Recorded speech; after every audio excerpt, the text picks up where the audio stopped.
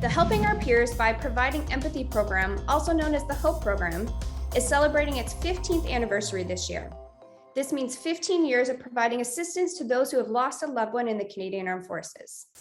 Today, we're speaking to a HOPE program volunteer, Debbie MacRury, about the important milestone and how to access this great peer support program. Thanks so much for joining us today, Debbie. So, how did the HOPE program start? Well, as you mentioned, the HOPE program is celebrating its 15th anniversary this year, and the program was started when several families were going through the loss of their loved one, and they were members of the Canadian Armed Forces, and they wanted to support others who were going through the same pain and grief, and they wanted to connect with other families who had lost a loved one because they understood better than anyone what they were going through, and they knew how much it meant to be able to talk to another person who was going through a similar experience. So the families reached out to the Canadian Armed Forces, who fully supported this initiative, and the HOPE program was started. Can you explain why a program like HOPE is important, and what made you decide to become a peer support volunteer with the program?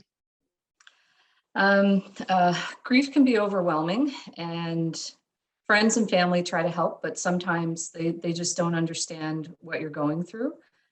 I think being able to speak to someone who truly understands how you're feeling is really vital, especially when you're in the depths of grief. And for myself personally, Shelley, I became a volunteer because the support I received was such a beautiful gift in a time of great sorrow. And it is a way that I can honor my son. And I want to give back, and I want to help others the way that I've been supported with the HOPE program through my grief. And I know our son would want me to help others, and I want to be able to do that, not only for him, but I also want to be able to do that for myself. Thank you so much for sharing that. Thanks, Shelley. Thanks for putting a spotlight on the HOPE program, because it truly is an amazing program.